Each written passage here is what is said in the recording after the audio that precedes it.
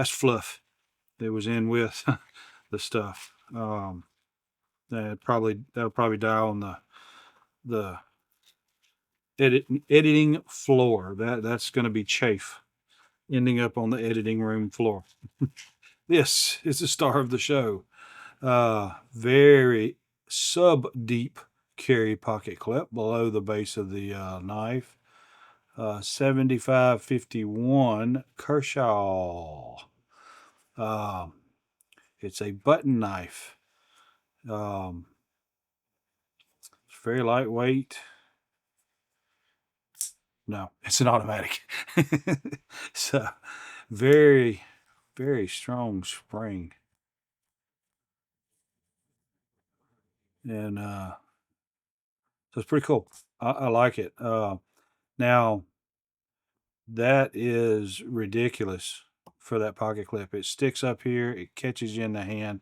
This is not usually a knife that you're going to be using all the time because being an automatic, most places you can't even own it. In some places you can't carry it. I think in Louisiana, you can own it and you can carry it as long as it's exposed. I mean, I can hang this on my pocket sticking out here like this right here, walking around, and people are going to look at it and, man, dude, why are you carrying your knife on the outside of your pocket? Are you crazy? I said, man, it's an automatic. I have to carry it on the outside because you can't carry them concealed. It's ridiculous. I don't know, but anyway, so the clip is reversible left or right. This it's not inset, and the screws are not inset. Um, Looks like T6 all the way around, T8 on the pivot. There's a captured pivot. And I think I reviewed one just like this, which was a fake. It was a fake clone. And flat ground blade. And here's the kicker. With all of these clones, that blade coating seems to be kind of glossy. And it says CPM 154. Don't know what that means or what that is, in all honesty. Because again, like I said, this right here is clone. I bought a bunch of Kershaw, very dull. Towards the end, it's sharp.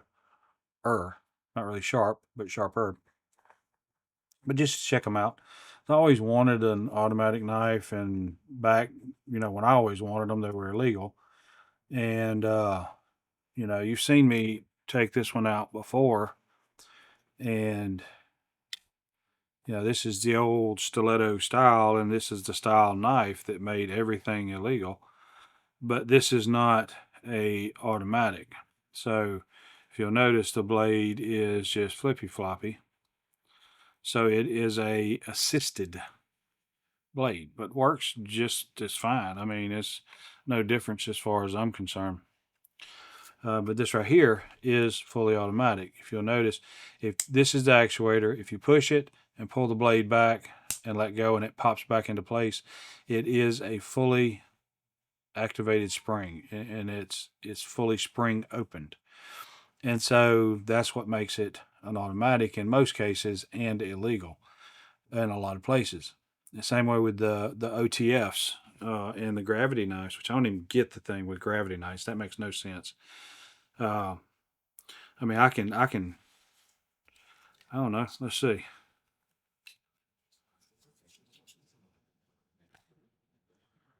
Is there a huge difference there? I mean, I don't know. You do the timing and tell me. So what's the advantage? My thumb break off and it don't open. I mean, I don't really get all that, but so it's cool. This is just for the cool factor, because it's just too much of a hassle to try to carry something like this. So I wouldn't carry it. And so that's why I wouldn't buy a new one. Just a fake one like this right here. I get the coolness factor to play with it. It tears up. I ain't lost that much money. But I don't think it'll tear up. But it's still in all, it seems to be pretty well solid built. The lines are broken. It's chamfered around, uh, and everything seems to be pretty cool here. It's not like I'm going to just sit here and do this all day long. You know, people think that's cool and it's great, and then you get one and you do that a few times, and it's just not near as satisfying as that is. You know, which I need to do some work on this. There we go. Okay. I'm getting the timing out because I've been using so many other knives and the timing's out. And this right here is painful. Holding these deals right here, it does wear on your fingers. And so this right here isn't near as satisfying as a finger flicker, a thumb flicker, a spidey flicker, and so on and so forth. That's more satisfying than an automatic knife. An automatic knife has the coolness factor, and once you're done with the coolness factor, you're over with.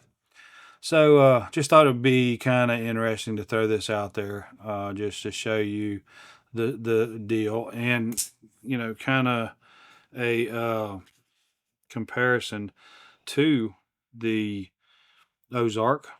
It's the handle of the Ozark is maybe an eighth of an inch longer. The blade is maybe an inch longer. So kind of give you an idea. That's the Ozark in my hand. And that is the Launch 18. So in this case, I get to kind of play with these knives, look at them, and I can buy these Launch 18s, uh, and kind of get an idea. Hey, do I want the real one? And those are like $100+. But you can get some automatics off of Blade HQ for 50, $60.